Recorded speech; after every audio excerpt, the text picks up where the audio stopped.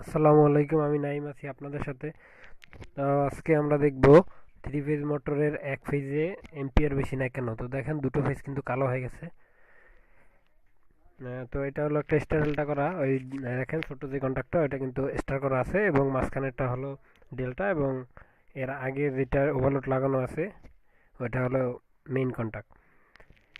তো এই এক ফেজে বেশি নেয়, তো তিনটা ফেজের এক ফেজ এম্পিয়ার বেশি নেয় এবং দুই ফেজে কম নেয়। তো সেটা আমরা এখন মোটরটা চেক দিব যে মোটরে কোনো ফল্ট আছে কিনা। মোটরে ফল্ট থাকলেও এই সমস্যা হয়, অথবা ম্যাগনেটিক কন্ট্যাক্ট খারাপ থাকলেও এই সমস্যা হয়। মানে ম্যাগনেটিক কন্ট্যাক্টের যদি কোনো একটা পাতি মিস করে, পাতি খারাপ হয়ে যায়, সেক্ষেত্রেও কিন্তু এই সমস্যাটা দেখা দেয়।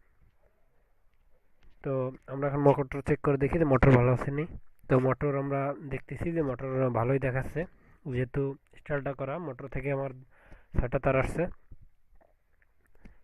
তো মোটর ভালো। এখন আমার মোটর কানেকশনটা খুলে আউট করে তারপর আমরা দেখব যে কন্ট্যাক্ট ভালো আছে কিনা। মানে মোটর কানেকশন খুলে এখন আমরা রান করব। কন্ট্যাক্ট যখন অন হবে তারপর আমরা কন্ট্যাক্টের আউটপুটে দেখব ভোল্টেজ আসে কিনা। তো দেখেন কানেকশন করছি, তো আমি ভিডিওটা কেটে কেটে করছি। তো আমরা ভোল্টেজ মাপছি এবং দেখছি যে কন্ট্যাক্টগুলো ভালো আছে, কোনো সমস্যা নেই। তো দেখেন উপরে যে কালো হয়ে গেছে চিহ্ন দিয়ে দিছি, ওই যে কালো দেখা যাচ্ছে। দুটো ফেজ এম্পিয়ার কম নিচ্ছে এবং একটি বেশি নিচ্ছে।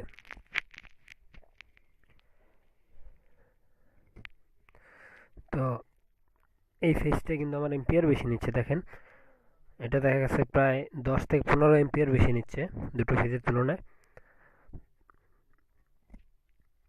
তো সেই ক্ষেত্রে কোনো প্রবলেম আছে। তো এই ফেজটা কেন বেশি নিচ্ছে, অনেকক্ষণ পরে চেক করে আমি লাস্টে দেখলাম যে ওভারলেটের নিচ থেকে কানেকশনটা লুজ। কানেকশনটা লুজ থাকার কারণে দেখা গেছে একবার